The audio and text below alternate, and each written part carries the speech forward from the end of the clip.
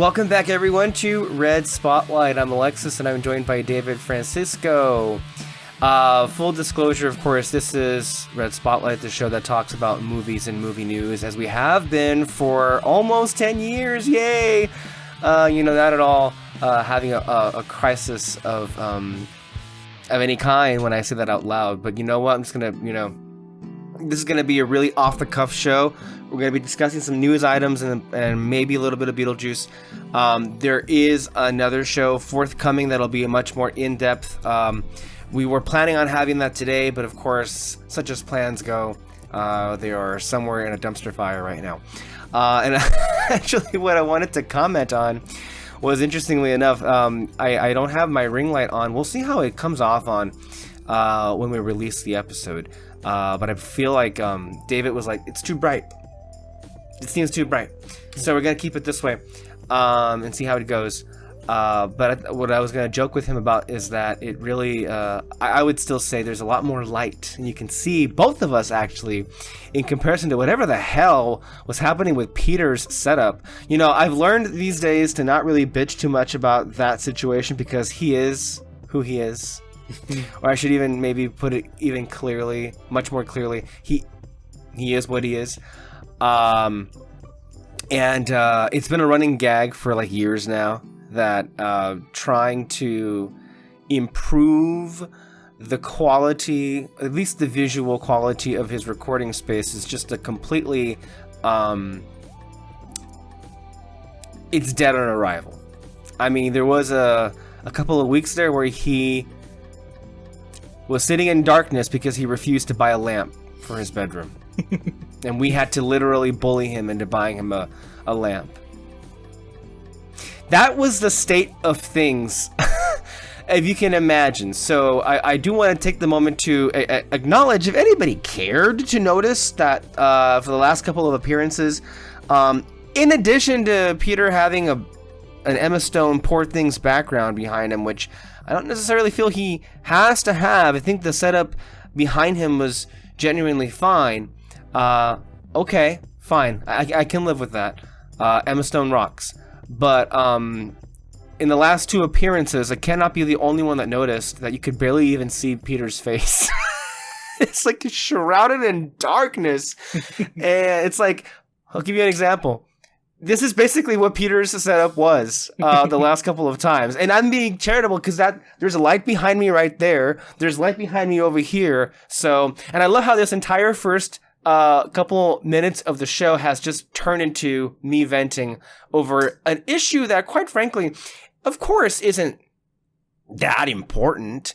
But, I feel like we all need a moment to let out some stuff that bothers us. And I gotta say, yes, it bothers me. Peter knows it bothers me. But I feel ultimately we chose to not have the conversation because what would the point of that be? It wouldn't fix a damn thing. So I don't say it to him. Although I'm sure at some point he realized that I would say something about it. But of course, it won't change anything. So there's that. That was a roundabout, weird way to open the show. But I feel it's really appropriate because the way it's going to go tonight, we've got some grievances to air. So, yeah, that'll be our show today on Red Spotlight number 489. David, I am so sorry that you had to be here and join me for this. Literally everybody else, shall we say, was unavailable today, so there's that. But we do have some housekeeping, if you will, to start off the show today. We recently had kind of a rarity happen, which was we kind of did something we said we were going to do for a change, which is funny. Over the weekend, we actually got down. Oh God, is Bob behind me? Oh, look, it's Bob. It's Bob from Beetlejuice. We got together over the weekend. And we sat down and we did a reaction commentary of sorts that will be available really soon. David, you want to talk more about that? Yeah, I'm pretty sure I'll release it on 15th of October because we watched a horror movie, so it'll work well with October. And I'm think maybe over halfway on editing it. At least like adding the clips of the parts that we reacted to in a sense. And so far so good. I always really want to do these mainly because I want to put a lot more effort in the editing. I see. And so far in these ones, like I did some close-up shots of you and Ale because you guys were, reacted the most on some scary moments. There was a jump shot, yeah. Yeah. I don't know if you remember the part where basically the first person that got killed during the caves and all that. Oh, yeah. That one. Yeah. I had to get a little bit creative with it because, zooming in with you guys, but then also I really had to blur out that scene because it got pretty bloody. So yeah, it was kind of fun.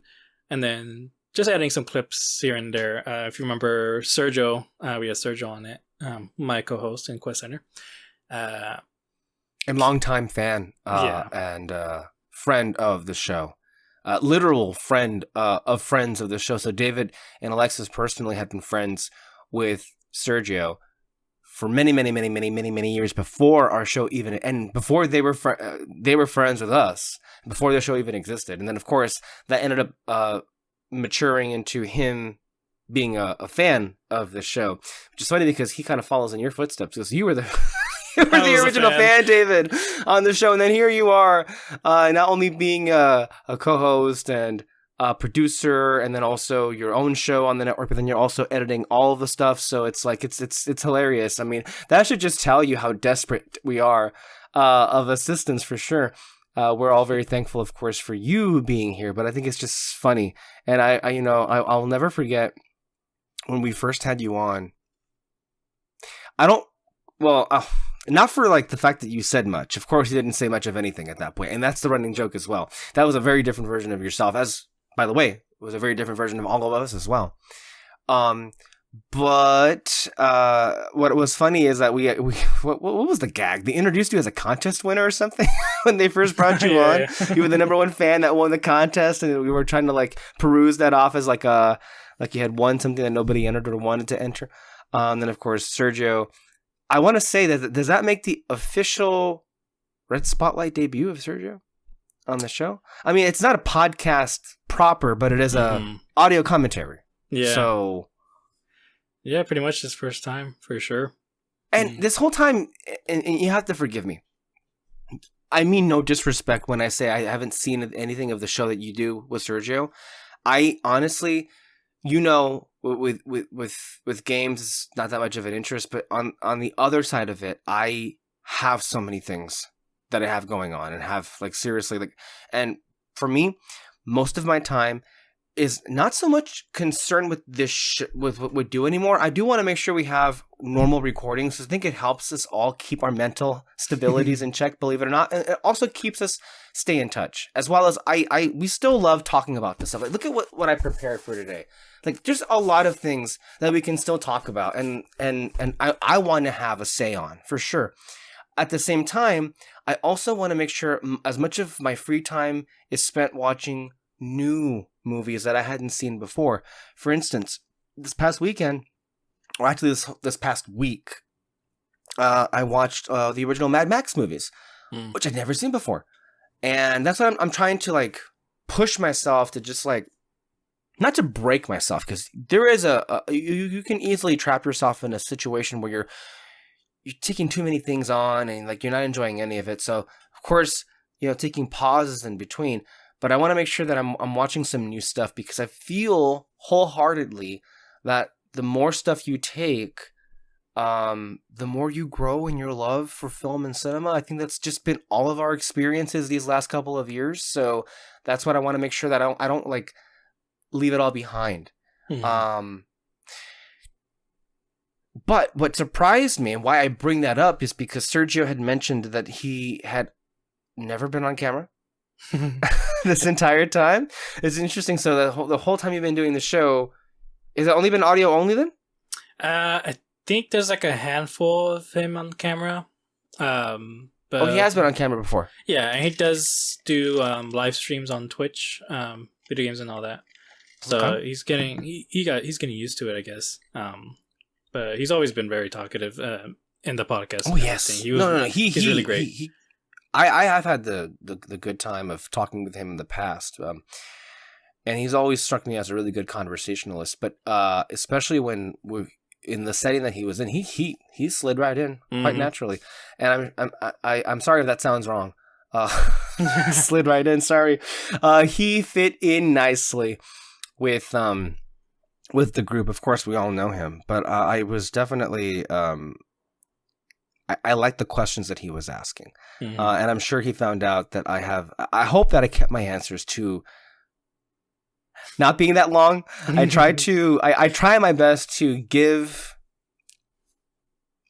a direct answer, but to give a direct answer, I feel like I need to give context. Yeah. I always feel the need to give context. So, yeah, we all had a really good time with that. As Above, So Below, right?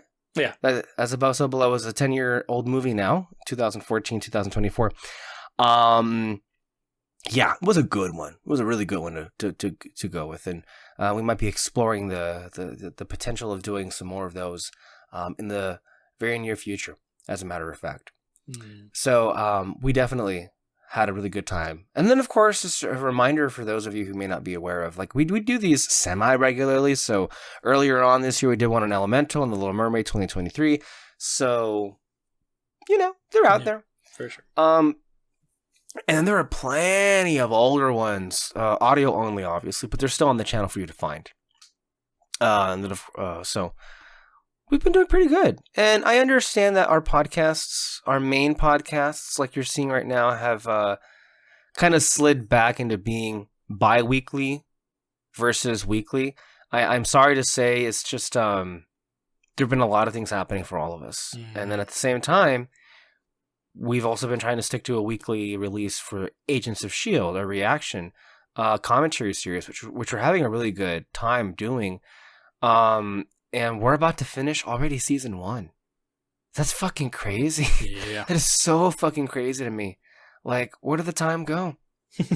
So, we're here, and we're trying to keep on going. So, listen,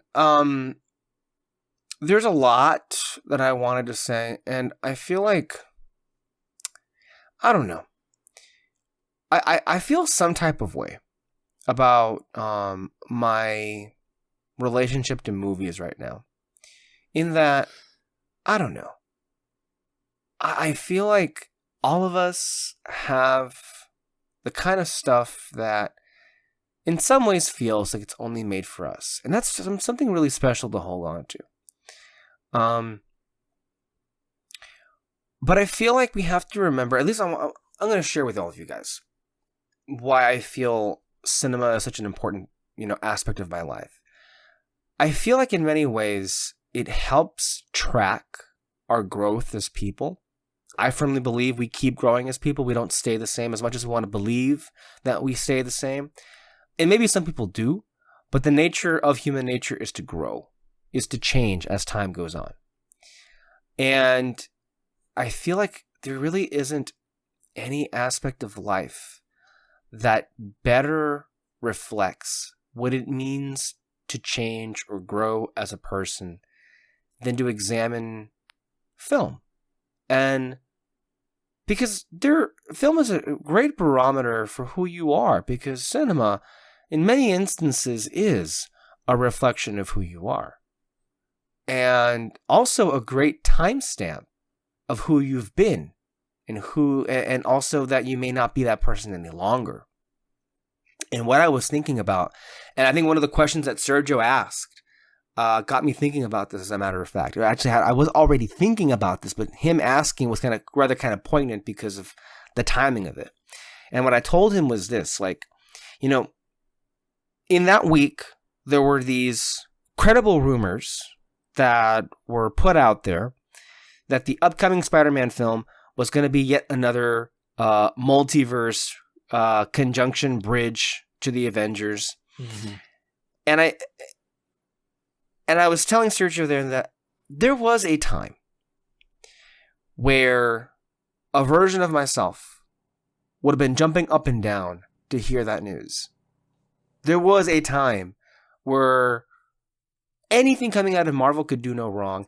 And there was a time where I would be staunchly defensive of Marvel and just like going to bat for them and defending them as like legitimate forces in the space of art, you know? There's a lot to be said about Scorsese's comments, and we've said them all. And I feel like they've been, of course, misinterpreted by the media, intentionally so in some ways, and then also, of course, when it's been disseminated by the masses, of course, by that point, it's been like changed around to where you're only getting the sound bites and not the whole context of what he was saying. Like, I feel so many people took to heart when the quote came out that that Marvel movies don't cause an emotional reaction, and that's why to him they're not cinema. And a lot of people took that very personally. Mm-hmm. And I get it. I mean, I think to me, my initial reaction at the time was, well, Marty, I can respect that that's not necessarily anything. That you didn't get an emotional reaction out of those movies, but I certainly did many times from those films. But ultimately, of course, that was what the conversation became. But in reality, Martin Scorsese was really not trying to demean people or judge them for liking Marvel movies. He was just saying that the stuff that he likes, you know, just different kinds of what we would consider to be really normie stuff in the 80s and 90s had been splintered into what we now label as art house cinema or indie filmmaking. Mm-hmm. And it's just like, he was like, why are we doing that? And the more that we do that, the less as a quantity, as a total of those kind of movies do we get, period. And he was just like sad about the fact that the things that he most cared about were being pushed out. That's what he was saying. And so I'm thinking about where I'm at as an individual, and also what the things that I like now say about me. And as I just mentioned, when I read that, I was like, I mean, I wasn't surprised. I mean, it was like, oh yeah, of course, that makes perfect sense. But again, also thinking about like, wow, me from 10 years ago would have loved this, would have eaten it up completely. At the same time, and by the same measure, in the same span of time, I had seen two films by two auteur filmmakers, by the way, who, both of which are considered to be, on the whole, a thumbs up, but by most people, enough blemishes around where it was like, it was good, not great. And then also, in the instance of the George Miller movie, it was good, but I didn't really connect or love it at all. I'm talking about Beetlejuice by Tim Burton, and then of course, I mentioned this in the show last week. I'm not sure if you listened to the podcast, or maybe you did or not, but the last week I mentioned, before we discussed Furiosa, I mentioned that I saw another George Miller film that was recent, actually from 2 years ago, called 3,000 Years of Longing. And it's a very unique film. I think I also mentioned that, also when I was talking about it with Sergio on the last show. And those films, I gotta tell you, I think to me, they kind of, they stand out to me because they're not perfect. And they're also not universally praised or beloved, which means no one's out there saying they're masterpieces.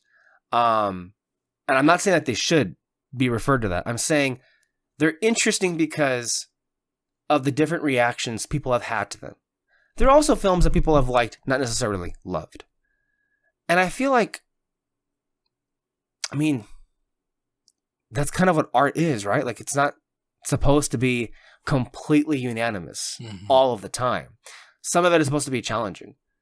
And I'm not also saying that people who didn't like those films are like being, you know, not great critics. I'm just saying that in the span of time that I saw both of those films, I took them for what they were, and I thoroughly enjoyed them. And they both reminded me in different ways why I love the movies today. and what I look for in movies today. Beetlejuice is like this delightful romp, very much a comedy, but also embedded into the tapestry that is Tim Burton that I had not seen really come to fruition, well, really at all in a very, very, very, very long time, the way that it did. It was 100% Tim Burton. Then 3,000 Years of Longing is something, it's really an ode to storytelling. I'll put it to you this way. And this is, to me, it's one of the most interesting movies I've ever watched. And to me, the minute it began, it begins by telling a story, and I was transfixed the entire way through. It's a little bit like the Fabelmans in this way. A lot of people like to look at the Fabelmans as like this ode or this celebration of filmmaking. And in a lot of ways it is. Although I would say that Fabelmans is a lot more than that. It really is like Steven Spielberg's personal story of who he is as a person. But then also, there's something more rich embedded into the Fabelmans, where it's like, it's not just a movie about like, hey, let's celebrate me and let's celebrate movies, and aren't they great? It's like, sometimes a really special message inside the Fabelmans actually is that sometimes it can be kind of a curse to always be thinking about, man, wouldn't this make a great movie? And sometimes you do have to make a selfish choice. But selfish choices in some instances can bring you happiness. But it also wasn't saying, hey, you gotta like be this hard-ass, selfish-ass person and fuck everybody else and fuck your family like some people out there on the interwebs are saying. That's not what was happening either. But the point of it is it's a far more complex movie than people give it credit for. People want to think it's like an ode and a celebration of filmmaking. In some ways it is. But it does make you appreciate film and what it takes to make a film. 3,000 Years of Longing is the Fabelmans. It's like the Fabelmans of like storytelling. And that is, why do we like stories so much? What is it about them that gets us so interested and gets us thinking and gets us passionate about all this stuff that we talk about? And to me, that's just like thought-provoking kind of cinema that I wish a lot more people would engage and interact with. And I also, at the same time, wish we lived in a time where we didn't have such complete nincompoops running the show that is called the movie industry with, and we'll get to it, some of the most brain-dead individuals who are getting to call the shots on what is financed and what is not. Ted Sarandos, of course, he's from Netflix, had a very rich statement this week saying that, theatrical isn't really the way for every movie. Some movies depend on streaming to survive. That was more or less what he was saying. He's not wrong. But gee, Ted, I wonder why things are that way to begin with. It's not the way it used to be. Now, granted, before streaming, films had a second opportunity to recoup money or become hits with at-home media. At-home media, not really a thing anymore for most people. Now it's streaming. And in that context, he is correct. But I just find it a bit rich, him making those comments, when the streaming game altogether has really not just disrupted the viability of the theatrical space, but threatened it and continues to threaten it. I mentioned a few minutes ago the idiots running the show in Hollywood, I don't know what numbers they're seeing, but I've been saying it since 2020. We've been saying it since 2020 when fucking Universal went out there and said Trolls World Tour is now going to go direct to digital video on demand. And we said at the time, hey, it's a pandemic. It's like people can't go to the movies. It's a nice little experiment for the meantime. Nowhere in our minds did we think for a possibility that they were seriously going to think that this would be a long-term solution. And hey, I mentioned the Fabelmans, and thank God for that little decision that they made at Universal, because if it wasn't for the space of a business model being there for digital releases, Fabelmans only made $15 million in the States here. And it probably made a little bit more money than it would have because of the digital space.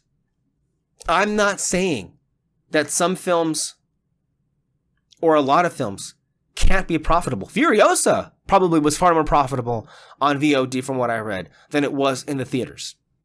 I'm not saying that isn't a viable business path, but it shouldn't be the priority, and it shouldn't be the only lifeline a film has. And we have to acknowledge that the mere existence of this business model is impeding on the potential success of long-term box office success. We've been talking about it for years, and it's gotten so much worse after COVID, depending so much the entire legacy of a film based on how much money it makes on its first weekend is such, it's just completely inadequate in terms of weighing in the value of a movie. And then so many instances this year, we've had so many films where they come out in theaters, and then 2 weeks after, guess what? I can watch it here on my iPad. Happened with The Fall Guy. It happened with Challengers. Just about every other movie. And, of course, despite the fact that Beetlejuice made $110 million on its opening weekend, we have to keep in mind, why was it out earlier on in the Halloween August season? Oh, because they want to make sure it's at home for you to see by the time Halloween happens. Not even a whole month and a half after it opens. I'm happy to see some studios take some chances with films that they see are doing well to begin with. For example, has everybody forgotten about the juggernaut that Anyone But You was? Yeah, you can watch it on Netflix right now. But would people really care to watch it on Netflix at all if it hadn't been for how much attention it got while it was in theaters? Mm-hmm. Theatricality is important. And speaking of Beetlejuice, David, did you read about what came out about the film this past weekend? Warner Brothers did not want this movie to be in theaters. Mm. They originally envisioned this to be a straight-to-max original. No. And get this. They were going to do that for twice the budget that it ended up being. Let's just pause for a moment and make sure we all acknowledge what I just said. Not only was the original intent of Warner Brothers to make a sequel to what is arguably one of the most successful Tim Burton movies ever, Because remember, back in 1988, I guess there were a bunch of weirdos, right? They saw an original property called Beetlejuice, and they fucking loved it, and it made so much money. It was a huge smash. Today, not so much. Unless you're an established IP, then the masses will say, yay, we give a fuck about you because we know you. That's what it is nowadays. But in 1988, that's not what it was. But Warner Brothers not only thought that, oh yeah, it should be a streaming thing. Yeah, let's make it a streaming thing. But they were like, well, yeah, let's not only make it a streaming thing. Let's spend, like, I don't know, $200 million.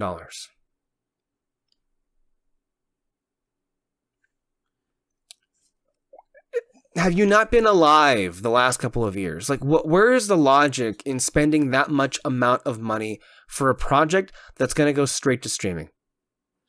It doesn't make any sense anymore. Like, that feels like it may have been a relic of the old HBO Max days.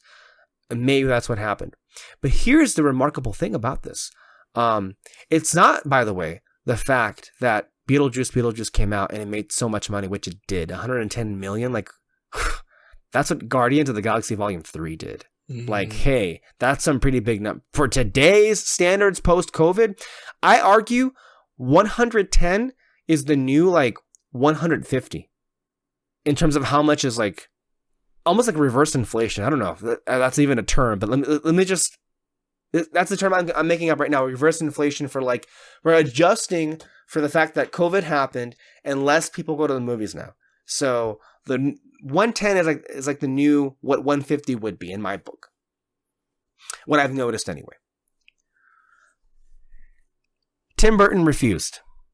Obviously, we saw the product. But you know what he had to do to make that happen? The brothers Warner was like, okay, Tim. Okay. We'll put it out in theaters. But we can't give you as much money as we were going to if you had agreed to put it on streaming. And the number is quite astonishing. Do you want to guess how much money? I want to say maybe 80 million.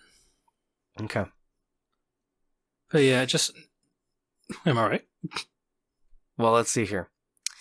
I'm going to actually read here from Variety. That was never going to work for Tim.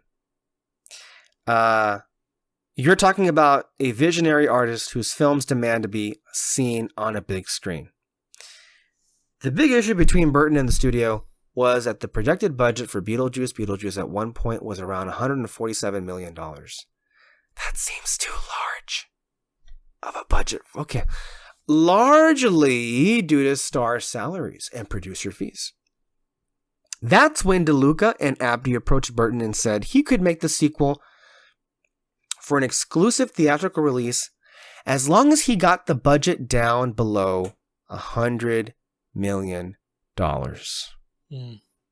Which, by the way, that in and of itself is really something that it also reflects how much budgets have ballooned. How many times have we come on here and we bitched about budgets? It's not getting through. They're not getting it. In reality, how is any Beetlejuice film worth $147 million? No, yeah. I'm not saying Tim Burton isn't entitled to earn that money. I'm not saying that he hasn't earned the right to make a film that expensive. Don't misunderstand me. I'm not saying that. Just by knowing the construct of a Beetlejuice film, you don't need that much money to make a great Beetlejuice movie, is what I'm saying. Mm-hmm. Anyway, they worked together to greenlight Beetlejuice for $99 million with Burton. And, by the way, this is what's actually kind of interesting. It wasn't just Tim Burton. Burton and cast members Michael Keaton, Winona Ryder, Jenna Ortega, and Catherine O'Hara agreeing to less money. Less money up front, but sizable back-end deals that will now surely pay off since the sequel is a box office hit. So keep in mind what happened there. They all agreed, the name talent on this film agreed, okay, you know what? You don't have to pay us right now. We will agree to work for less than we otherwise would because there's this thing called box office back end, which, if you don't know, used to be a common practice for how stars would negotiate on behalf of themselves and see how much of the success of the film they could recoup. Nowadays, for streaming, there's no such thing as that because, the streamers are so third world, honestly, about releasing the actual figures of people who watch them. The only release, we gained this many subscribers, and we lost this many subscribers, which tells us nothing. Mm-hmm. It tells us nothing. What does tell us something is the box office. And they all agreed, we believe in the fact that people would pay to go see this so much that we're going to go ahead and take money up front. But we know we're going to get some of it back because people are going to go and support the film. And they were right. But it's pretty amazing. I mean, that's to me a pretty amazing story that they were able to get it under 100 million in today's times. But it wasn't just him. It was the main cast. When do you ever see that? You don't see much of that any longer. Mm-hmm. So, my overall point into discussing where I'm at right now as a person is hey, these days I'm really all about exploring aspects of film that are just making me love the medium so much more and making me think about why I love stories. And both 3000 and Beetlejuice made me feel that way. But I also know by the same measure that I mentioned earlier that let's say 2015 me would have loved the Spider-Man news. I probably would have hated 3000 and Beetlejuice. But I say would have because 2015 version of me would have not for a chance in hell have even entertained the notion of sitting down and watching them. So, films are great. Cinema is an amazing art form. And it says so much about us as human beings. And I really do revere it. And I hope that explains to people why that gets me riled up a lot of the times. I swear to you that I'm a lot more healthier about it now. I know it doesn't come across that way all the time. I mean, hey, there's a rant every episode. But come on, would it be an episode of the show if I didn't have at least one rant in me, But still, despite the fact that I can still come off as easily irritable and enraged, it doesn't mean that I'm not enjoying a lot of the stuff that that we're watching. I am. And I hope those of you at home who are listening or watching, I hope you are too. But I also hope that you're opening yourself up to new experiences and to new kinds of storytelling. Because, I don't know, I feel like I feel like a much more full person now because I opened those doors and I was able to explore all these different types of stories. So I definitely touched on a couple of things there that we were going to already talk about. And I know that I've already been going on for a long time. And I guess you can say this is my opening statement. 30 minutes, 40 minutes in is my opening statement as to where my mind is at. But that's really where it is. David, I'm curious to hear where you're at in your journey of movies and filmmaking. I want to hear more about just your internal thoughts. And I know an aspect of that is how much time do we have to devote to that? But I'm really curious to hear if any of what I said related to you, or if maybe you feel differently about it, but then also perhaps some of the things that you've been watching that have been making you feel great, and as opposed to some stuff in the news that makes you feel not so great. And please take as much time, because I'm tired of talking. Please go ahead, save me. Save the rest of the audience from hearing me talk any longer. Please go ahead. I'll see what I can do. I mean, when it comes to just storytelling in general, it's not just with movies with me. This past year, I mean, I haven't been watching a lot of movies. I mean, I moved and all that, been busy and all, so that's been difficult. But like I said, with storytelling, it's not just movies with me, it's books, TV shows, video games, and all that.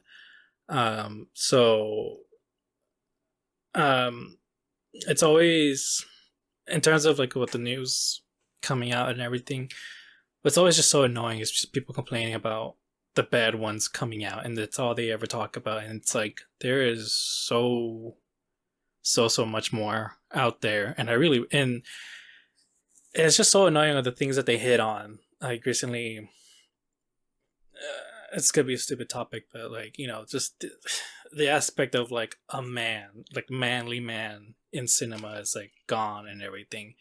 And I'm like, nobody cares about that. Nobody, or like, I mean, some people do and all that, obviously. Like, basically what I'm trying to say is like, it's not that important when it comes to any form of storytelling and all that. Recently, something new that I did watch, the show itself is not new, but I watched it for the first time and wanting to for a while, called The Rising of Shield Hero. And it's an anime, but with any anime, there is no manly man as the main character. They're all very skinny, not that buff, and they're not, you know, basically the main example of like a manly man is James Bond, whether he's hitting on every woman and all that, coolest guy in the room and everything. They're not all like that.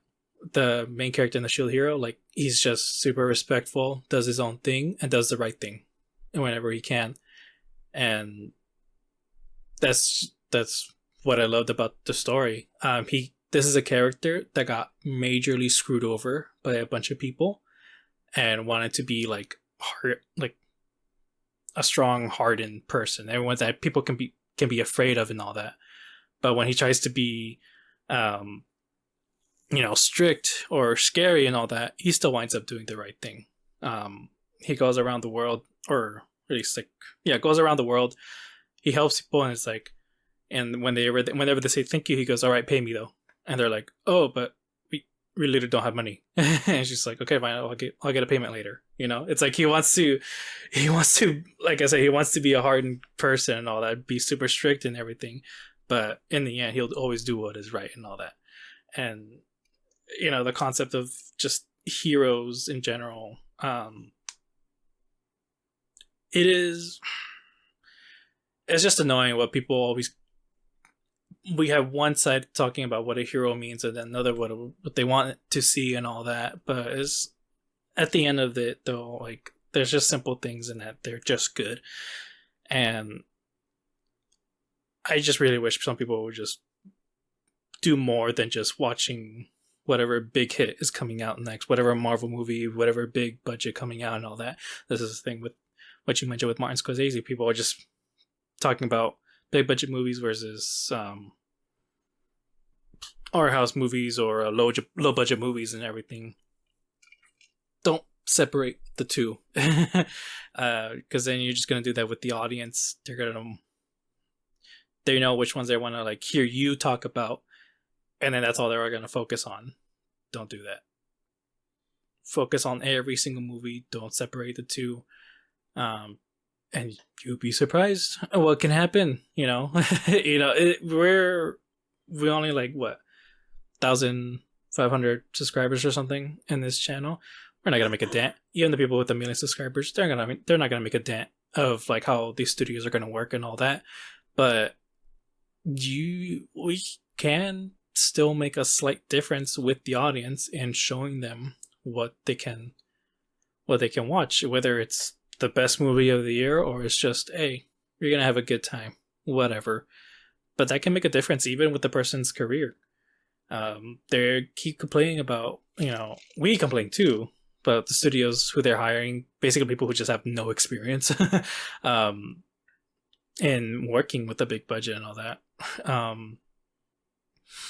But if you just talk about this one person who actually did a good job with a semi, either whether it's a small budget or a semi big budget, that can make a difference with them, and then we can build them up. And the studios would just have no choice but to try and hire them, because that's kind of how it works.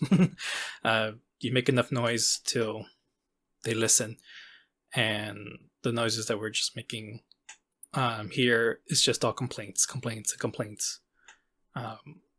And that's not going to make a difference at all within this space. So that's just the thing that annoys me, is we keep pointing out to people, they're like, hey, this is all you talk about is hate and hate and hate, and we're kind of doing that also, but I'd like to think that we're trying to be more positive in this space, way more than they are.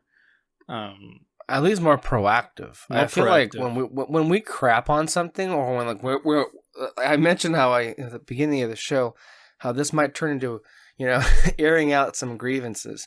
There is a lot of degrees of separation between how we do it in terms of how other people do it. I think it depends not just in approach, but where we come from. I think the hatred that we have sometimes that we air out on the show legitimately comes from a place of love and legitimately wanting the best in the things that we're so disappointed in, But the other side of the spectrum is that the people approach it from a legitimate place of hate. And that's how that works. I'm getting the overall sense that what you're saying, David, is that right now they're a little bit just like tired and bummed out of like so much negativity in terms of like talking about film. But specifically, I think I'm picking up on you saying that just generally the normie person is just like so down on movies when they're not really watching that much variety of film. Yeah, pretty much. Yeah, it's just. Go ahead. No, you go. No, what I was gonna say is like, to me, why did I start the show talking about like, why am I watching these two things? It's because I actively am looking for new pieces of cinema to interact with that keep me going in the face of a lot of really bad and negative headlines of like where we're going with this art form, We'll get into the Pixar stuff in a minute. I mean, Pixar in recent years has been the subject of much depression from all of us here on the show. But if you can believe it, it's kind of taken a rather unfortunate and I can't even think of the right word to attach this. An unfortunate turn, but also a turn that is quite sinister. And what it suggests for what the future going forward is just not very comforting.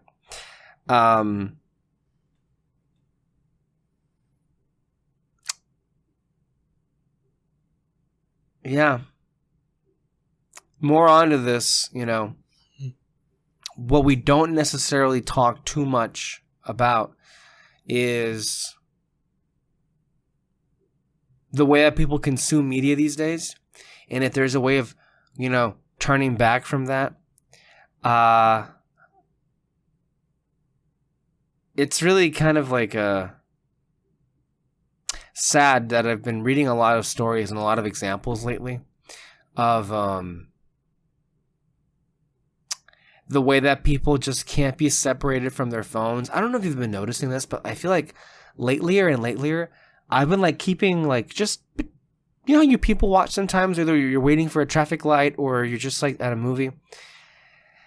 People are getting worse in terms of like having to constantly have their face stuck in this. Hmm.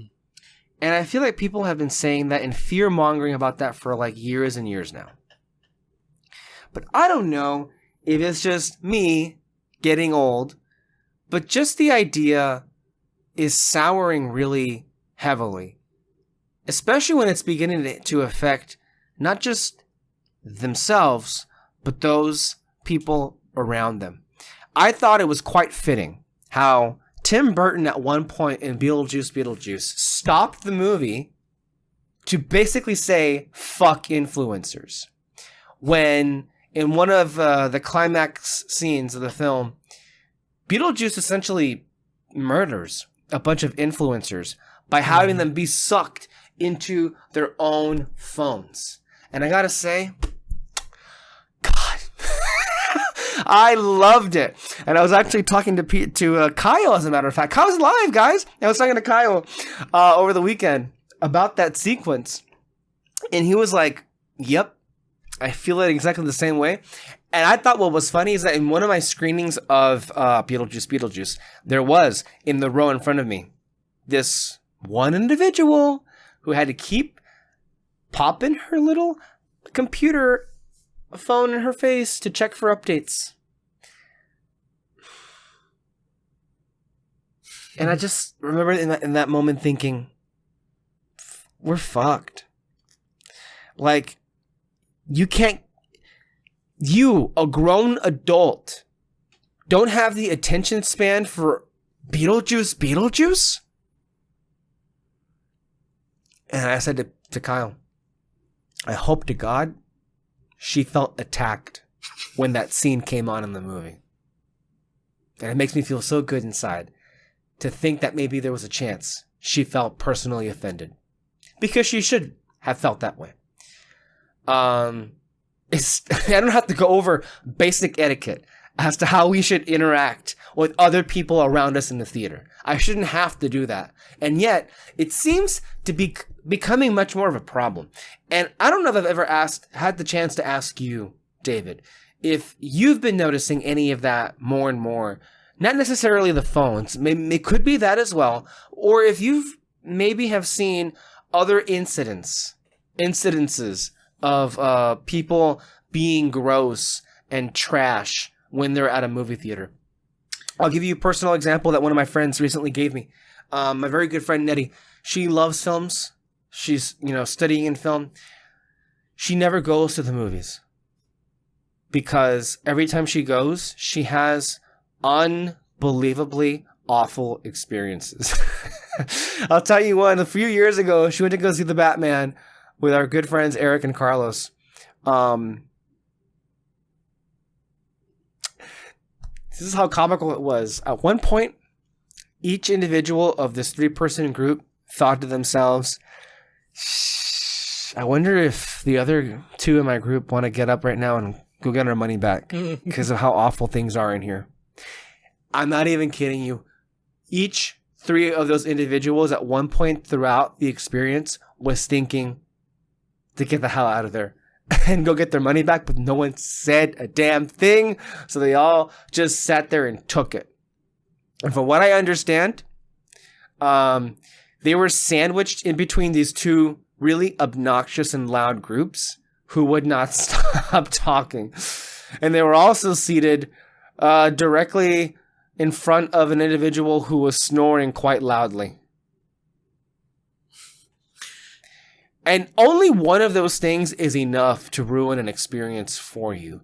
But when they're all working in tandem with each other, it sinks it completely. Mm-hmm. And then also, I don't recall, maybe it was for Dune or it was a different movie. I don't know. Nettie went earlier this year to go see a film in theaters. Do you even want to know how it went?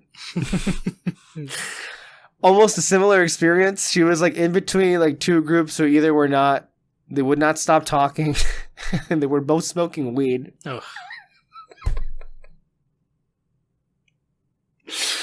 So it's like, have you encountered anything like that recently? I mean, how has going to the movies changed for you? Or has it changed? Like, I know we both love still going to the movies no matter what. But I gotta ask you, has any of that become an issue? Have you noticed any of that? Or maybe Alexis has some of those issues. What do you think? Give me time so I can look for an article that I'm looking for. No, yeah. I think here in California it might be a problem. I don't know. In comparison to Arizona? Yeah, because I went there. Are you saying you've already noticed a difference? Yeah. Ooh. I mean, I don't know, because it depends. Because the last time I went to Arizona a couple weeks ago, and I went to the theaters with my dad, and we saw Twisters. So now that movie's been out for a while, so not a lot of people are going to watch it, but it was just us two. So in really, Tucson? Yeah. Okay. So it's not really a good example, but that's kind of what happened. So it was just us two, and we were actually kind of talking during the movie, but like making comments and everything. But we were alone for sure. That's different. Yeah, you have the whole place to yourself. I mean, that's you. But I do know a couple times going to the movies here. I know for Deadpool and Wolverine, there was a person in front of us. They were just looking at their phone all the time, though. But like looking at nothing, just looking at their notes, doing just going. And that's it. What? Did they do it again? Yeah, it was basically just swiping through their apps. Just. And that's it. During Deadpool and Wolverine. I know. And, I think the one time, it wasn't a bad experience, honestly. It didn't really bother me much, but like I watched, they were showing How to Train Your Dragon in the movie theater, and there was a family like next to me, but like across the theater. One of their kids was being rowdy and everything, and at one point the kid like went up to me. Was like gonna go up to me, and they were trying to stop him, like, "Hey!" And he just kind of points at me, like, "Hey!" And I'm like, I was able to ignore him and everything. What the fuck? Yeah, the family left. Kind of in the third act of the movie. They left? Yeah, they left because their kid just wasn't staying still. Sadly, I'm sure I was just commenting that they kind of went through, but. Mm-hmm. No, dude, that's become a problem too, right? Like, I think a lot of people don't have. I mean, from my personal perspective, I don't necessarily feel like people have the sense of common courtesy any longer. So if they bring in a kid that's being disruptive for everybody else around them, I mean, they don't care. They don't care. I mean, I've been in plenty of movie going experiences where people bring in fucking babies in a baby carriage. I'm not even lying. It happens all too often. And they do that because they literally had nowhere else to dump that baby at. And you know what? Like, that sucks. It sucks that that's the situation they're in. And I'm not certainly saying that they have to give up going to the movies, but maybe you do if you can't find anybody, because bringing a baby to a theater isn't helping anybody, and it certainly isn't helping you enjoy it any longer. Like, there have been plenty of times where, in fact, recently, where families bring in kids and they're being rowdy and they can't sit still, and guess what? They have to leave early.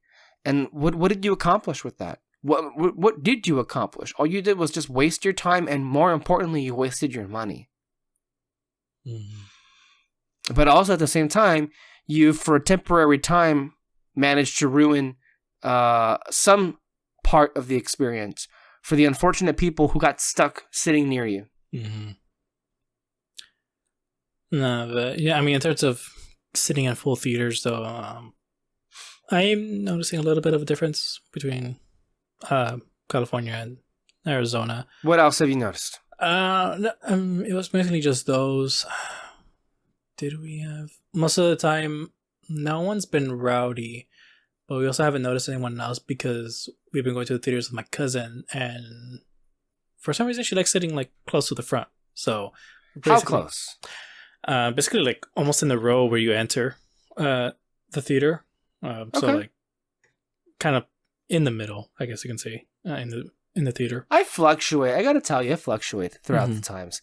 I think when we first started doing this, our group, I was more like at the very, very back. Tip of the top kind of person. Mm-hmm. I don't know. Recently, I've been gravitating more toward around the areas that your cousin would be at.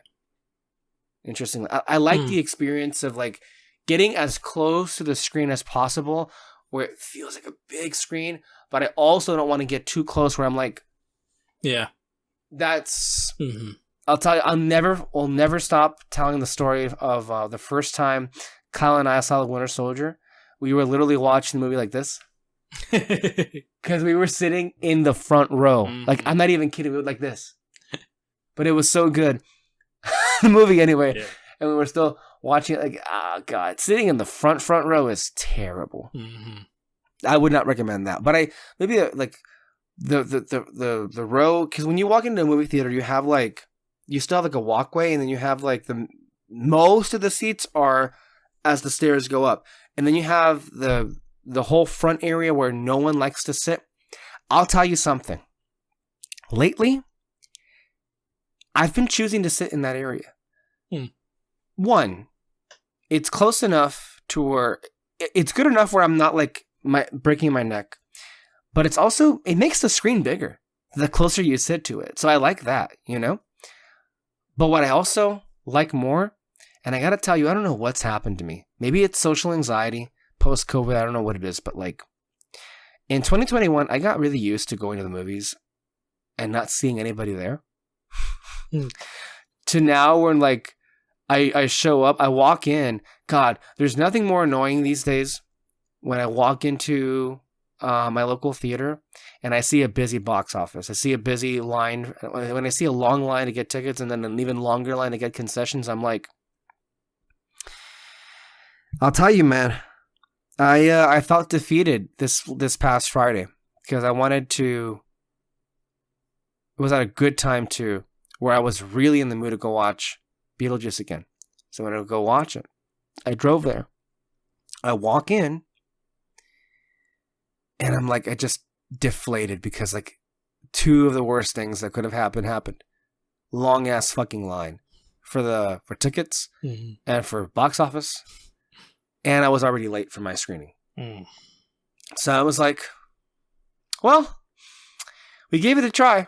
And then I walked out and then I walked away. I'm like, hey, I accepted defeat, and then I just moved on, and then I ended up going back later or the next day. I don't remember at this point. It all kind of blurred in together. But yeah, that's one of the things I've noticed about me that's kind of changed is, I don't know, I don't like sitting near people anymore because the behaviors have gotten worse, I've noticed. And I don't want to be anywhere near that. You know, I don't want that to get in the way of enjoying my time. So I'm very protective of that. I'm very precious about where I sit because I'll give you another instance. And this is also for a movie that I don't care for, but I told you many times, the last time we saw each other in person was in July. Yeah, it was July. And I had told you that I wasn't really thrilled about Inside Out 2. But I told you guys, you know what? I want to go back in and I want to give it another chance because the first time I saw it with a bunch of kids that I was babysitting there, basically. So I can't really say that I was like 100% a full experience. So I wanted to go back. And guess what happens? My luck, my dumbass ends up getting like seated in close proximity in like hearing distance of, first of all, a large group, which, dear God, for those of you who go to the movies, if you end up having to have the misfortune of being sitting next to a large group of people that like occupy most of the seats in one row, run for the hills. Run for the hills. Move your ass out of there because it's going to be insufferable. I was like 5 minutes into the movie and I got up and I moved as far away as I possibly could. She was being one of those, like, I'm not even kidding you, stereotypical cliche Disney fans or Disney stans, where she was like pointing out all these different things that were happening on the screen. And she was and she was talking in a very obnoxious tone that was like competing. The volume of it was also, the commentary she was giving was competing with the actual film. The moment where I lost it was when she pointed out to her friend, hey, look, there's Bing Bong right next to the Bing Bong lamp that I guess Joy had an Inside Out too. I got up, And I walked away as far as I possibly could. And I sat as close to the front where she didn't exist anymore. Mm. Yeah. I just remember another time when I was watching Far From Home, and the guy behind me, he wasn't talking a lot. Wait, Far or No Way Home? Far. Far From Home. Okay. I ask you because Peter always mixes those up. Okay. So that's why I wanted to be clear about that, because when he means to say, when he says Far From Home, he means No Way Home. Yeah. So, go ahead. Yeah, there's one dude, he was just making little comments every once in a while. I think he only did like 4 comments and everything. He might have been doing more, but I couldn't hear it. But some of the standouts were just kind of like, typical teenage relationship, but he wasn't complaining or anything. It's just he found it funny, because he remembered though Ned and that one girl like were in a relationship or something like that. Yeah, and so he would make these funny or little comments every once in a while, and then at the end, fucking, I can't remember what he said, but he makes one last comment. And the girl next to him, I don't know if he was on a date, was like, I don't want to hear your comments. And I was like, holy shit. That's what I'm saying. Like, I think he might have said more comments, but I just couldn't hear. And I was like, dude, what the fuck? And like, I could tell, like, from his voice after she said that, he was like, kind of hurt. Like, oh. I'm sorry, like, dude. You know what? That makes me really, really respect that person, because a lot of people in her position would not be as honest or direct as she was. And I personally feel we should all try to be as more direct and honest as we possibly can be with those in our lives. You know? Mm. Like earlier today, I was honest with you. I'm telling you that I'd never seen the show that you did. And it makes me feel bad. It really does. That I hadn't seen that. But it's not really a secret. But I'm honest about it and I'm direct about it. And how I feel about it. But so was she. And at the same time, that is a more egregious example, because too many people feel the need to, I don't know, not to provide commentary while the movie is happening before they've even like finished it. Like, look, I love reactions, reaction channels. I watch them all the time. Hell, we've become a reaction channel to an extent. But I'm okay with it, because for me, I go out of my way to see a movie multiple times, you know? I really do feel like if you watch a movie with a group, that can sometimes be a very different experience when you watch it by yourself. Yeah. It's almost in some instances a very different kind of movie. Yeah. No, than you remember it being. The many times that me and Alec like went to the movies to watch like an old one, like everyone there is there because they're fans. You know, I saw the Superman movie for the first time in theaters, or for the first time in the theater, and you know there were just fans there. They would laugh and everything. The first like classic movie that we saw was Monty Python and the Holy Grail. We saw that for the first time in the movie theater, and there were just people there who were fans. A couple of commentaries every once in a while, laughing out loud, for sure. Yeah. You know the the people had coconuts in the theater and everything. One of my favorite ones though was we saw the Twilight movies in theaters. We saw all of them, and there was these 2 girls next to me, just making nothing but comments. Mind you, like I've already seen the movie and everything. It's not a good movie, so who cares? And so they're just like laughing out loud, pointing out some of the dumbest parts and everything. They were like the best thing about watching the movie. So it can make a difference when you're in a group, but not just like with your own friends, but like in the group that like have already seen the movie who are just huge fans of it. Like way different thing. Like another even bad movies, I think, can be enhanced if you watch it in a group and everybody understands they're watching a bad movie. Mm-hmm. That's why I was saying doing a Madam Web reaction would be kind of fun, because then we could all kind of like have a good time with a bad movie. And I say that because one of my favorite experiences to this day going to the movies in recent years has been to go see a film we all knew wasn't going to be very good. And that was Cats from a few years ago. I watched it with Kyle and Peter and Julio and Gracie. Gracie was more of a friend of Julio's than she is our friends, but Gracie understood what she was in for, and we were having a blast. We were laughing at the movie. We were having such a good time. I mean, there was when Dame Judi Dench, first appears in the movie humming a tune, and we see what she looks like. I was losing my shit. I was like, it was awesome. What an awesome time.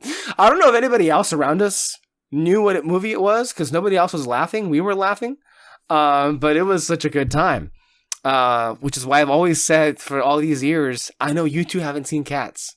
That's why I think we need to do a reaction to Cats on this channel, because it's going to be a fun time. It's such a absurd movie.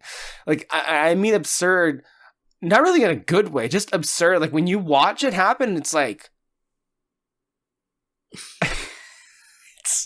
it's a lot. But my overall point to it is, yes, people in a movie theater think they're their own reaction channel or something, and it's like that's just not what it is, you know. Like not even remotely close to that. And I'm sorry that person got his feelings hurt. And this is not directed at that person, but more so directed at people like that in general, that they need to be told that more often.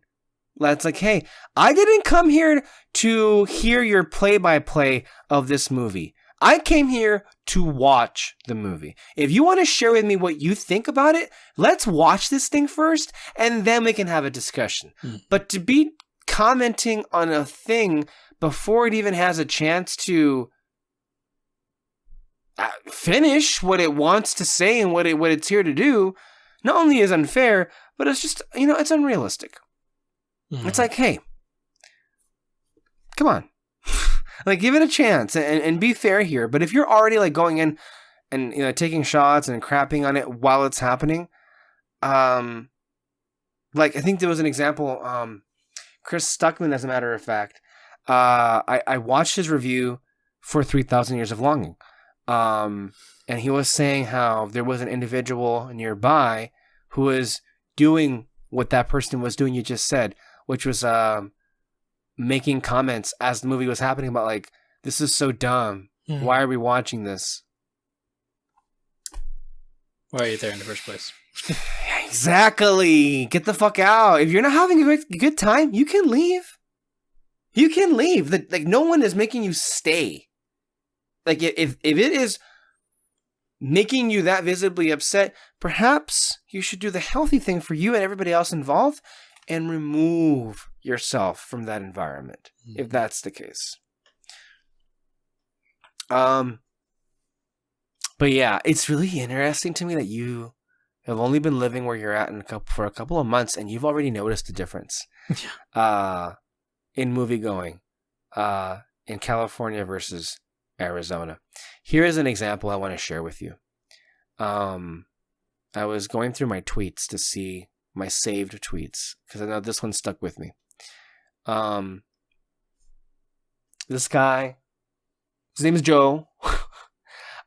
He said, "The cinema is becoming insufferable.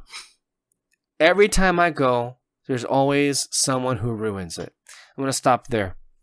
There've been a lot of moments this year where like there've been some people who've just like ruined it for me, and I'm like, why the fuck are you that way? Like I'm here to like, this is my space to be away from reality. This is my space to escape. And I can't do that when you're just here and you're getting in the way of it.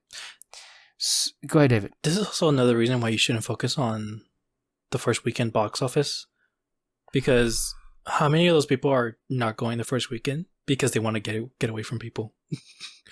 Like, there are so many things as to why a movie doesn't succeed in the first weekend. Again, Barbie and Oppenheimer, very different, but we knew the vibes going in. Like, if you seeing I saw a whole entire family wearing pink, and just to go watch the movie, okay, you knew that chances are, if you watch Barbie in the first weekend, it's gonna get pretty loud, but in a fun way, because it kind of calls for it for that specific movie and all that. But then, if you go to an Oppenheimer, don't bring that same energy that you did with the Barbie movie. Like, no, we're here for something else. So, that's another reason why I don't focus on the weekend box office. Yeah. Continuing on, I just went to see Beetlejuice, and a woman on the same row as my family is on her phone. My mom politely asked if she could turn it off. No, I'm texting my daughter, was a response that they got. The cinema staff comes in to tell her to turn it off. No, in a minute. She then starts shouting at my family, saying that we're embarrassing her, and now everyone in the cinema is looking over at her. The shouting stops. For the next 20 minutes, she keeps looking over at us, calling my mom and my sister slags under her breath, to which we just ignore. Also, we saw her phone, and she was on gambling apps and booking a flight.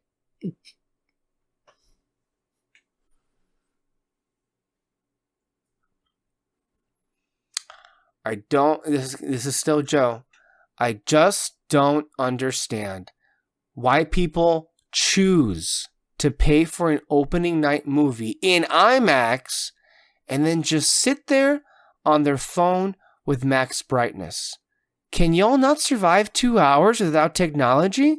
If not, don't go to the cinema.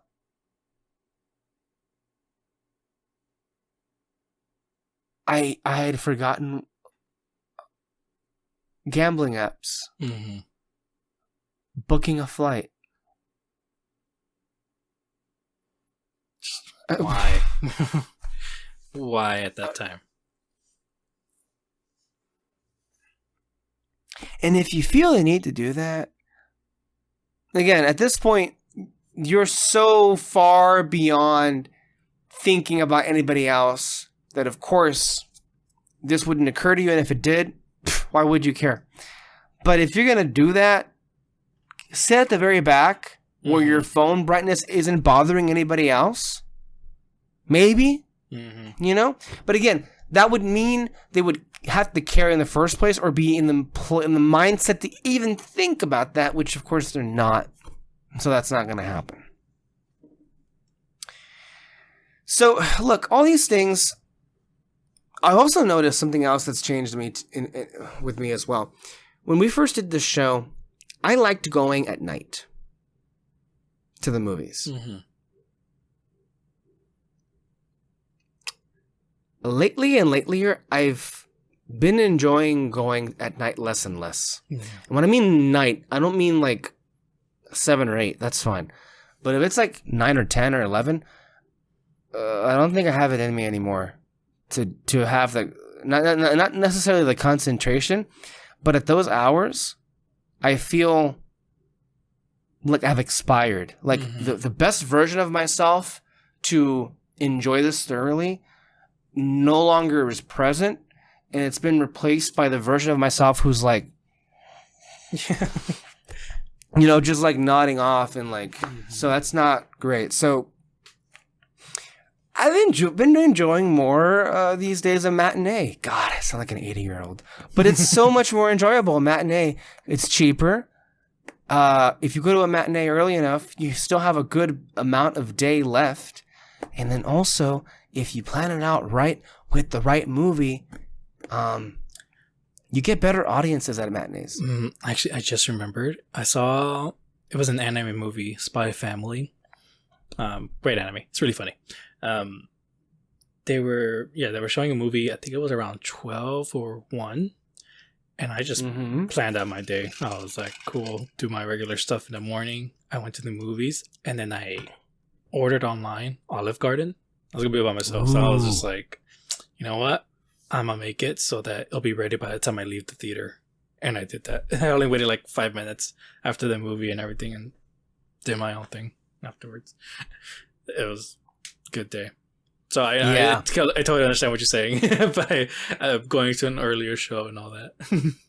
Yeah, and of course I did that in with last year. Hard to believe it's like 11 months ago at this point that Killers of the Flower Moon came out in theaters, but that movie was so long that there was no choice but to see it for a matinee. Because when you would get out, it'd still be pretty dark. But yeah, that's just a really nice way to wrap it up in the sense of what we've been talking about, you know, with where we are with movies, with movie going, how our general feelings are, and yeah.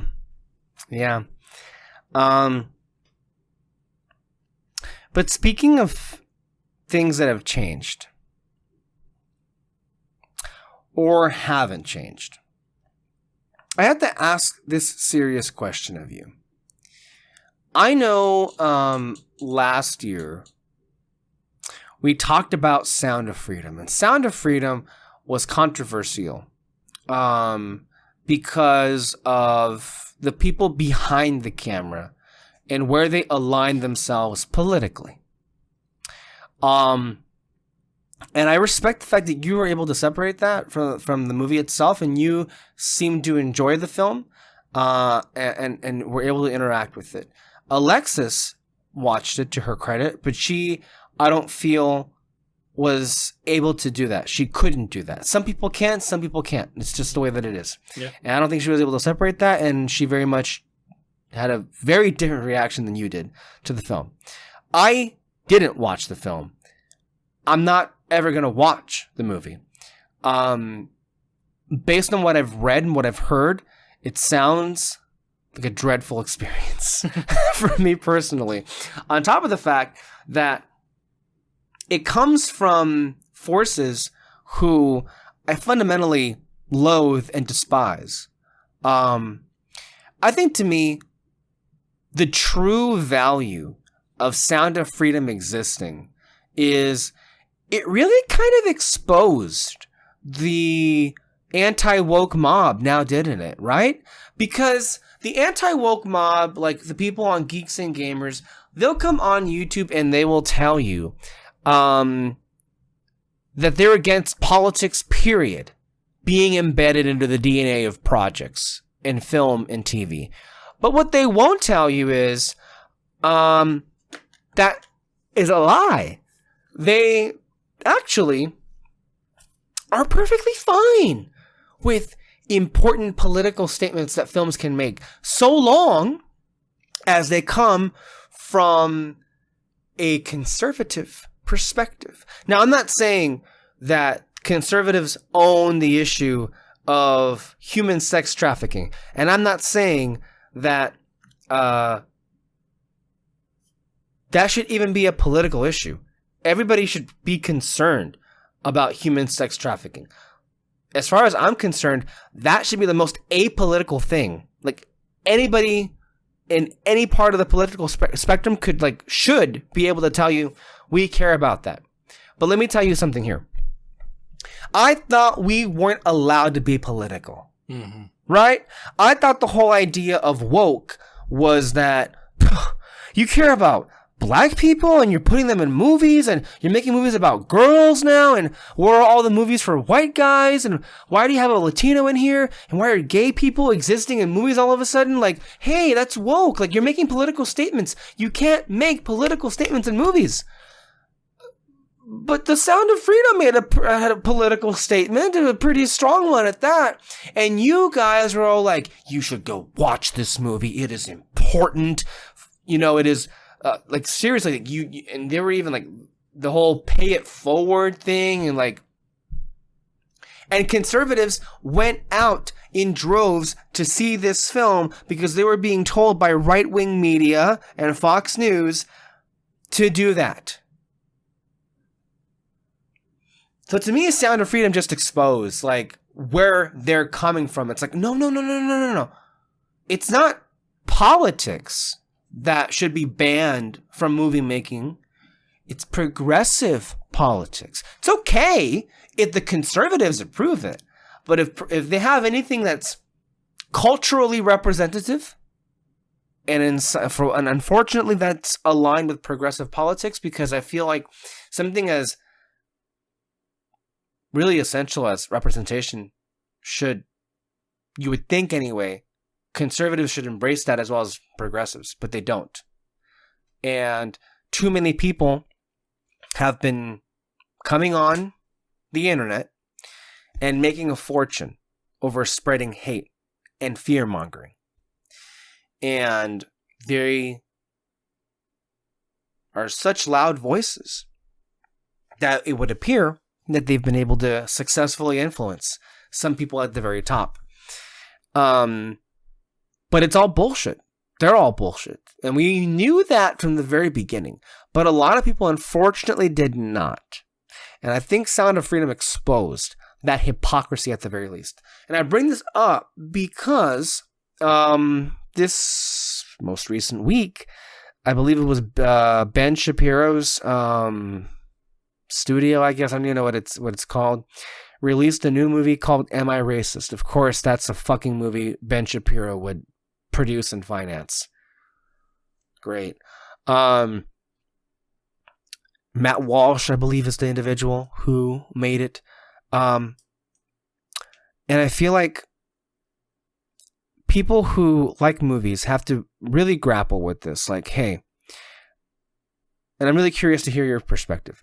Personally, I feel like Matt Walsh is a moronic buffoon, grifter, who is out here making money, and he is spreading ideas that are causing divisiveness and are corrosive to how we treat each other as human beings.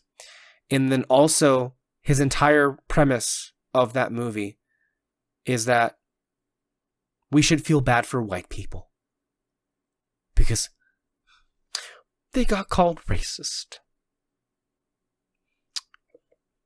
And that's what we should care more about, instead of minorities who've actually been suffering through racism for the entirety of their existence in this country. And I'm sorry, but that's a non-starter for me. And I would never support, financially speaking anyway, and I would never buy a ticket to watch a film made by an asshole grifter like that.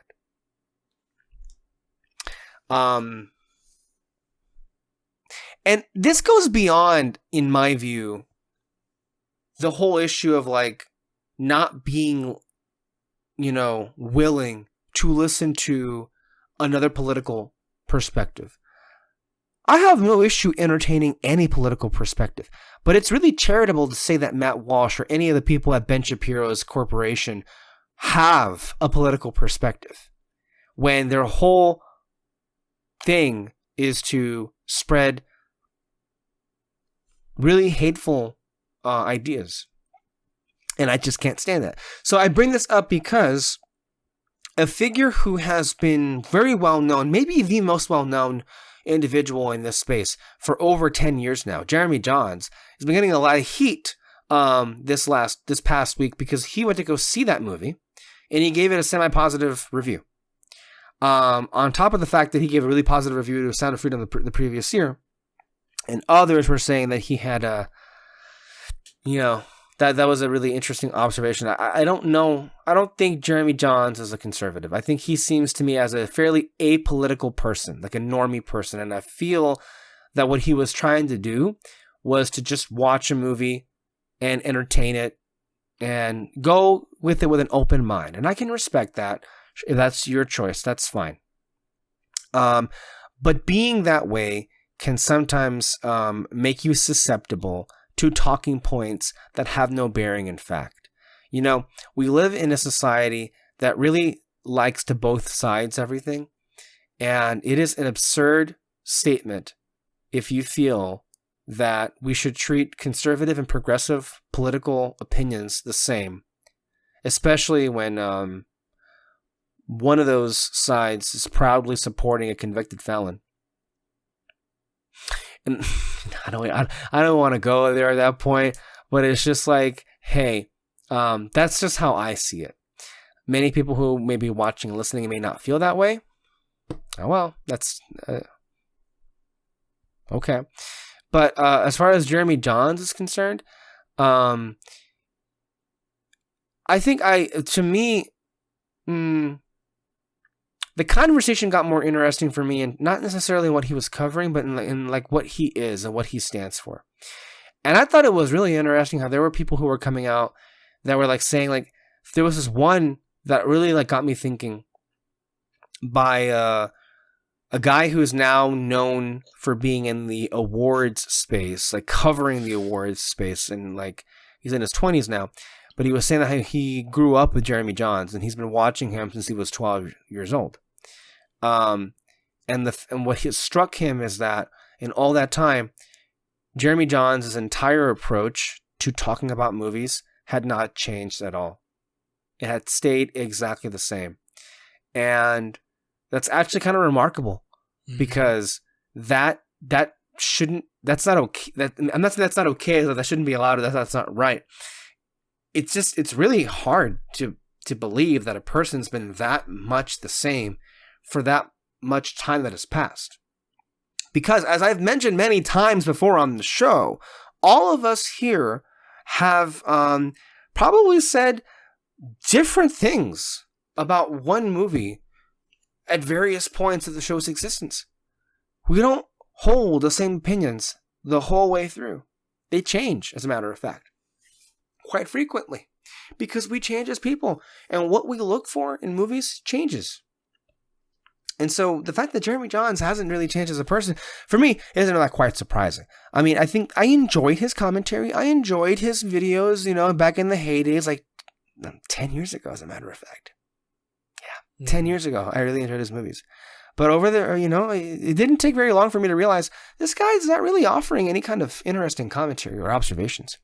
Whereas Chris Stuckman, he's changed and he's grown into his art form, and he champions it. And do I agree with him all the time? No. There have been some moments where I'm like, Chris, it's a really dumb take in my point of view, whatever. But Chris Stuckman loves cinema, and he loves talking about film and how much it means to him.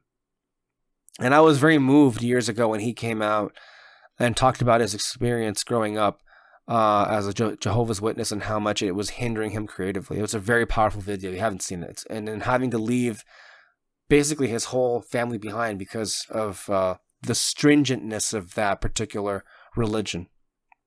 But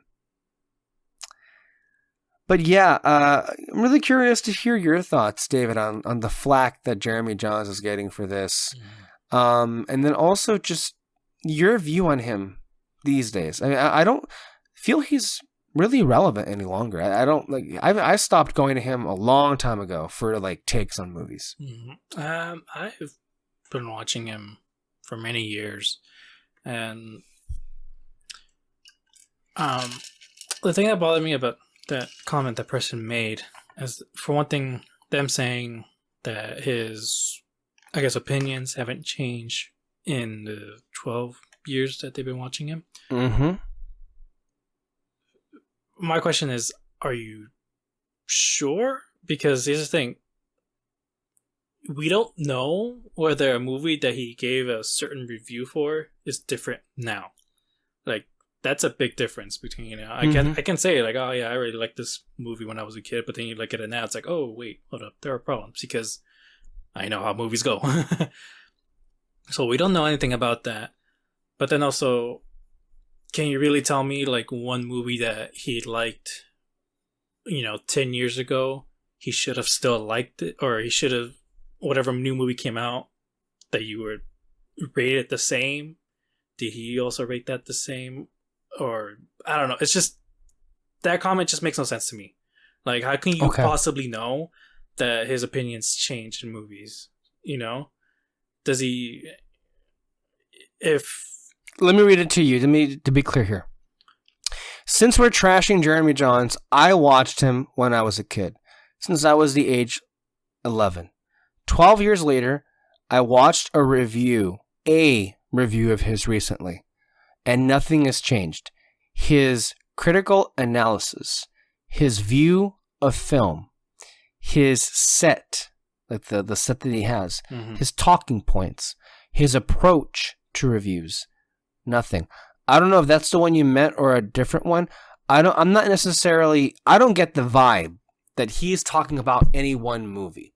No, I feel like the way that he talks about movies and his approach to them has stayed this. Like, even the set that he's in has stayed the set. And I think what he was suggesting there is pretty incredible to think that a person has stood that much still in the time that has passed.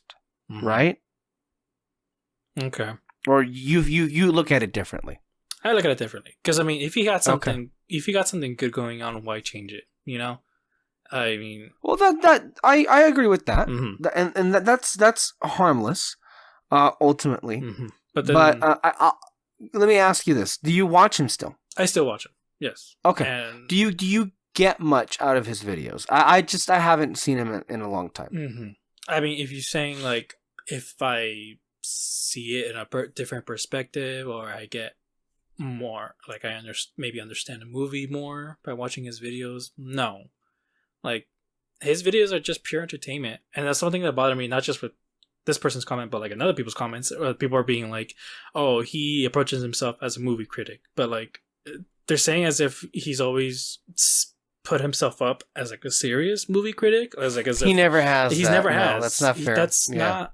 That's just not who he is. He's always just like been a guy. That's his whole brand. He's just a guy that likes movies. The first thing he thought of when watching these movies, and he puts it in his videos, and it's hilarious because most of the things that he points out, like I notice it too.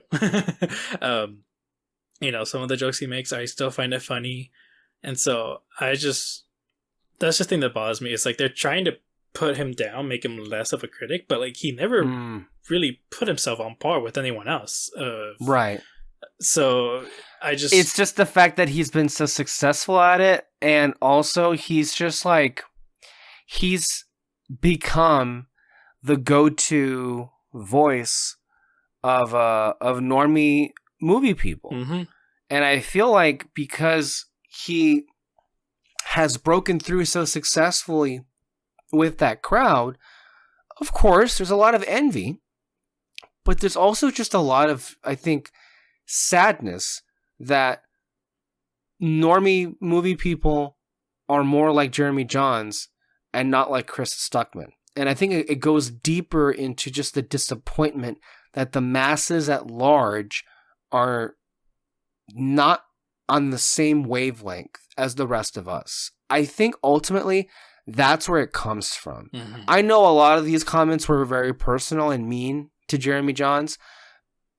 I will say I agree so much in that I don't think he's a voice I don't have any value toward, because he doesn't offer anything substantive for me personally when it comes to movies. That's why I never watch his videos. But you're right. Jeremy never said he was doing that.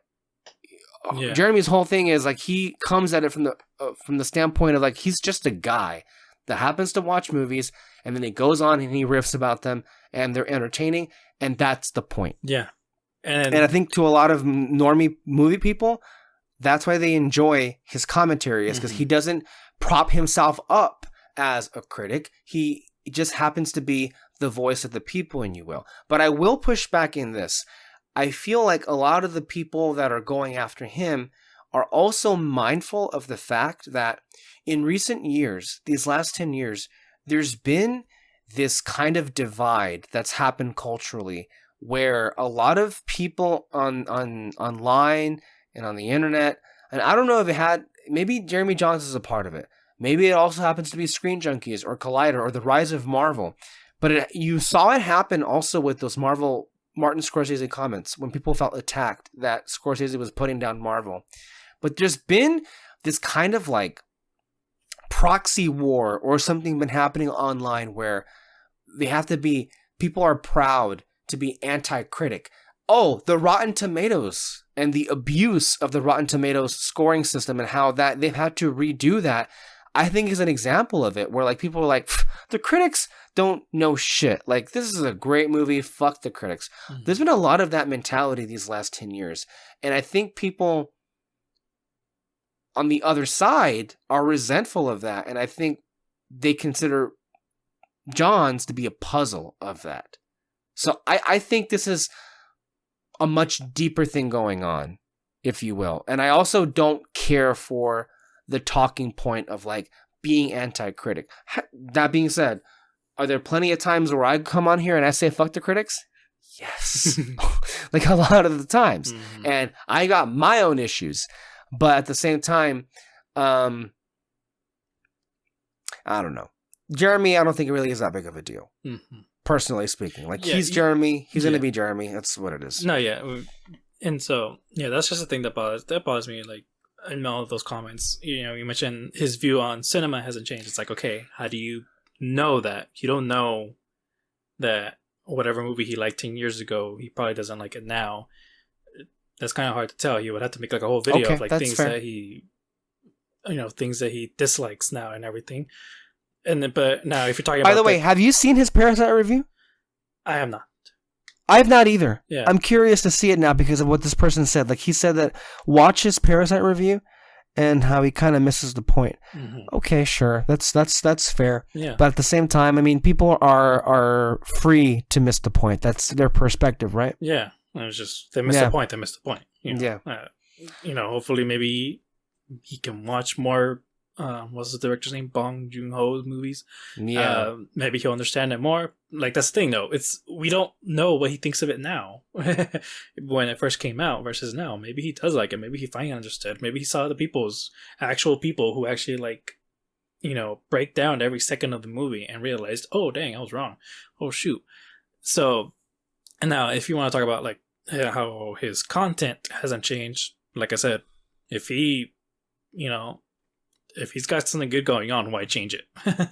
You know, mm-hmm. That's the reason why we change our things, because, you know, this is our way of just kind of making improvements for the channel and everything. But also there's other things that I want to do that I just want to experiment on with the Quest Center channel. I really am focusing on like really editing around my gameplay and all that, trying to add more comments as I go along. Play the game, I mean. So that's just things that I want to do differently. But with him, though, like I said, he seems to got it down. Why change it? And again, I don't think he's ever approached himself as a serious movie critic or one that you should like really listen to. He makes short videos, kind of just tells you, hey, good time in the theater, watch it. Do you get the sense? I don't watch his videos. You do, I guess. Do you get the sense that perhaps some of his takes have been influenced by dishonest right-wing actors? No, I don't know. I from what I've seen, we've sort of like enjoyed the same movies. You know, okay. When there's some. Well, I mean, I should say when there is a movie that I just found fun. You know, he found it to be fun. So I don't think much things influence him. So, yeah. I mean, like I said, it's hard to say because no one really knows him that well just by his YouTube videos. So you can't really make these kinds of comments about him as a person. I know people point to that clip of the Blade thing and... Yeah, well, people were saying that some of his reactions to the Acolyte were interesting, which that's a whole different thing in and of itself. I don't even know. I don't really know what happened with the Acolyte. So I watched the Acolyte, and I saw his reviews of it, and they were hilarious. Like I didn't disagree with anything that he said. I just, like I said, he was hilarious in his comments. One of my favorite moments was when he said, "This is the most gaslighting moment in the entire show." But this character says, "I would have let her go with you," and it's like I kind of agree. It's like that's kind of bullshit. So I don't. I found it hilarious, and so, yeah. That's interesting. That's interesting. Well, there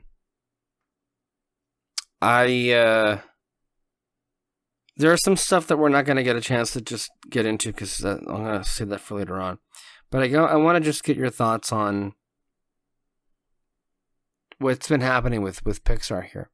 Because the stuff that's come to light is kind of, in some ways, a small victory for those channels that have been like bitching, whining, and moaning that, movies have come out and that white people are not the focus of them. So here's just some of the stuff that's come out that's really interesting. And it's very interesting considering that a lot of it is with Inside Out too. 10 former Pixar employees have spoken out about the working conditions on that movie. It was the largest crunch in Pixar history, with animators having to work 7 days a week. I can just stop right there and tell you, no shit. You watch the movie, and you can definitely tell, like, to me, transparently anyway, it was one of the most rushed films I'd ever seen. Mm-hmm. Rushed in the sense, like, what are we even doing here? I kept asking myself. But then again, you and I and Alexis are the only people on the planet that feel that way because everybody else was like, yay, I love it, yay. Mm-hmm. Biggest animated movie of all time. Okay. Next, bottlenecks with leadership, mismanagement, and story issues led to a rush in the last few months. I'm going to read that one more time. Bottlenecks with leadership, mismanagement, and story issues led to a rush in the last few months of production. Some do give Pixar credit for paying overtime, offering time off, and strong health support during the crunch. Hey, that's cool. Good for that being offered. However, people were laid off at Pixar before Inside Out 2 released, were never able to qualify for their bonus, which many animators depend because Pixar isn't unionized. That's pretty bad. Mm-hmm. That is very, very bad. Especially because this became the highest grossing animated movie of all time. Why would you do something like that? Yeah. Like, why would you do something like that? There was no need for that to happen. Mm-hmm. It was an active choice where the studio decided, we can save some money by being heartless, cruel monsters. Let's do it! That's what happened. Some reactions that I've seen here. Alexa Doodles. Cool name. Pixar makes a film about mental health. Lays off the people behind it in droves. Deprives them of health care. Doesn't allow those people to collect their items from the office. Makes bank off the film. And withholds bonuses. Just putting that off right there. That's an amazing example of why not just the Animator Guild or any guild should be unionized, but this is a perfect fucking example of why every workforce in the world should be unionized. Because you cannot rely or depend on the bunch of slavish monsters and ghouls that work for the algorithms at these corporations and work, more importantly, in the service of money over humanity.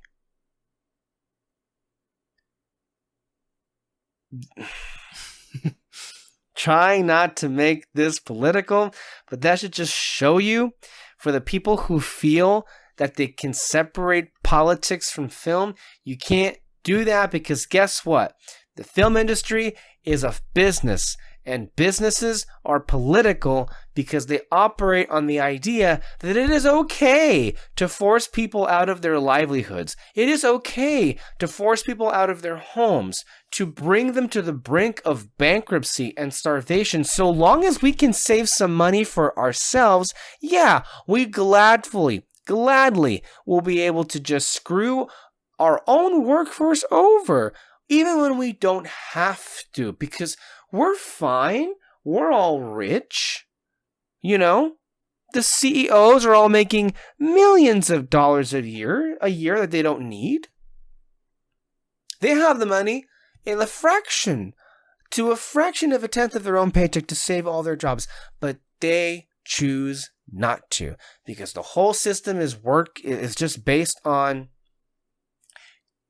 the ones at the top, me. And for the ones at the bottom, thank you for your service. We hope you don't die. We hope you don't end up being homeless. But regardless, we're going to help you get there. And then a really cool thread, no, not cool, but just I think a thread that I saw that really, I think, succinct, that recaps what it feels like, what this business feels like, oftentimes because of the situation. If I can find it, because it was like, here it is. Okay. This was Critter Wiley. The entire entertainment industry in the U.S. is collapsing due to the corporate greed, tax breaks, mergers, and write-offs. Hearing about how bad things have been for live-action crews after reaching positive contract negotiations last year is heartbreaking. All productions are being moved overseas to have work done cheaper by non-union crews. And I'm saying this as a non-union member myself. Change will only happen with regulation and legislation around the loopholes corporations make to earn billions off of working-class crews. Meanwhile, we're all being starved, becoming homeless, or left with no other option than taking the sewer slide because there's no other form of relief for any of us. Everyone says, just get a real job, without taking into account what we're all highly skilled professionals with a lifetime of expertise in an extremely niche craft, because that's what was required of most of us to become successful in our field in the first place.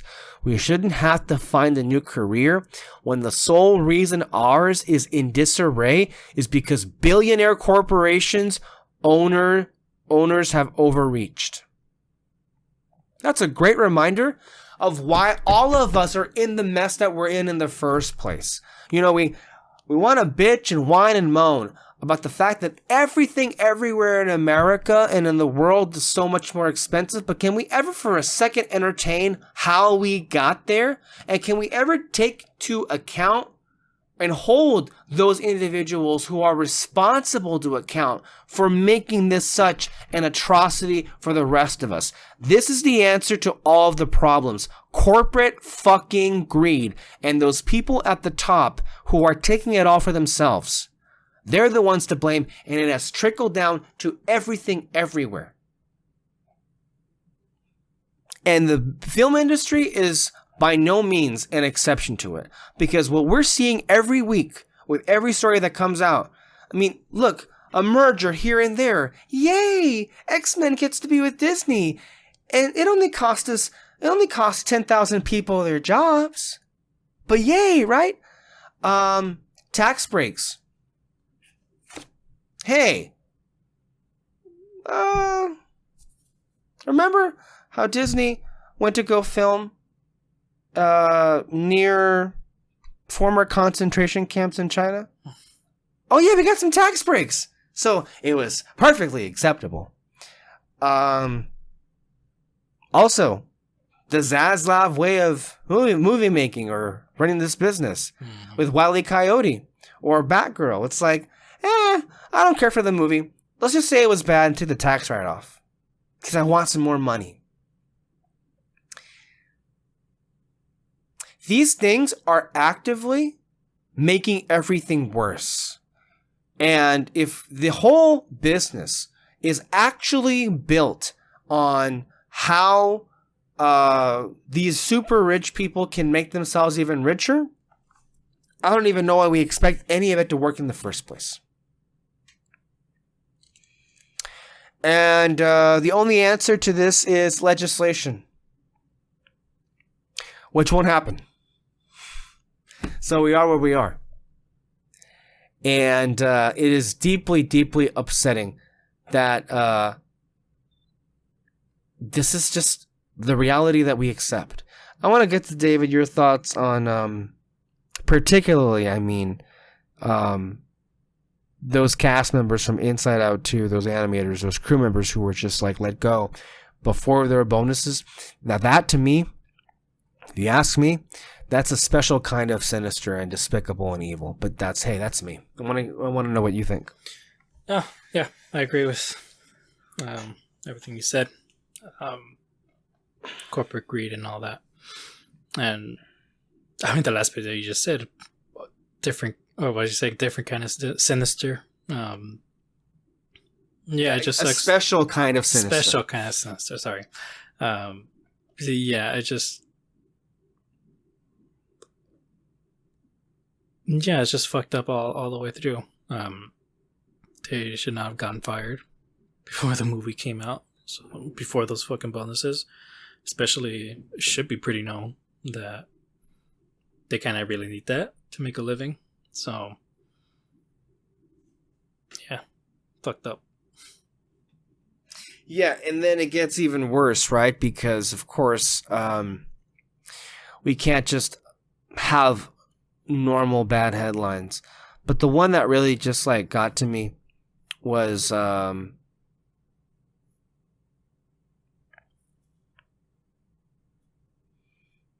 Oh, well, that's something we can get to that later on. But Inside Out 2 sources say there were notes from leadership to make Riley seem less gay.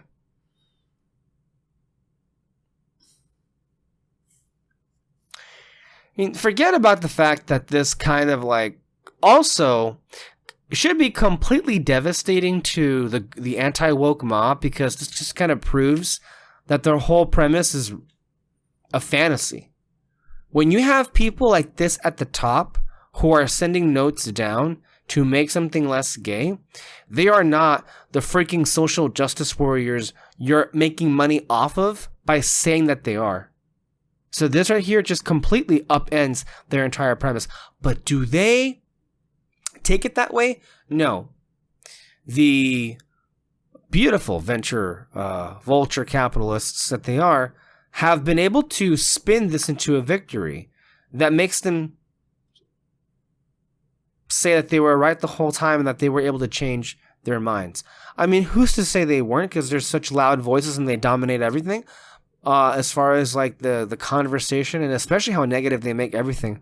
But again, what did Disney accomplish by that? Well, you have these really disgusting people put out videos that says Disney demands less gay. Disney busted cutting woke from smash hit Inside Out 2, proving we are right. I'll see how that helps your argument too. Just because you're right that less gay people in theaters makes more money. That you're right that, or like, you get a win because you get to see less gay people or people of color in cinemas. Like, that's your win right there. They're celebrating. Which, just please tell me how you're not racist or homophobic then. Or shitty human beings. Mm-hmm. So, yeah, that just makes no sense. But then also, like, everything else with the studios, or the people in charge in the studios, it's like that's not the reason why they're like not doing well. It's like certain movies aren't doing well. It's because you're not getting good writers. Like we can agree to that. Like some movies just suck, and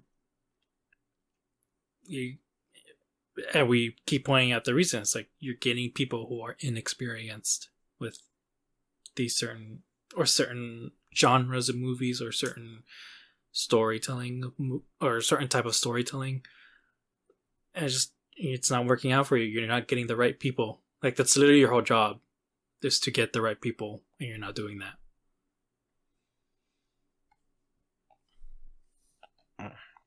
Yeah, we'll discuss this more on a future show, but it's just like it's just a very depressing turn of events, that's for sure. I wanted to ask you, David, do you want to talk a little bit about Beetlejuice today, or do you want to save that for the next show? Next show. Okay, because I feel ready to wrap it up. Yeah. I feel like this is kind of run its course, and I'm sorry if I made this a miserable experience. I didn't want to do that. It's just airing this stuff out because it's been bothering me. Mm-hmm. Like, this stuff is touchy, and hopefully the next one we can, it won't be as miserable as this one was, but I'm ready to go to bed. But thank you all very much for listening and watching. If any of you actually showed up to this, don't miss our next show where we will actually get into Beetlejuice, as well as other topics that we have planned to already discuss. So with that being said, we can go ahead and end off here, and we will see you guys next time. Bye-bye. Bye.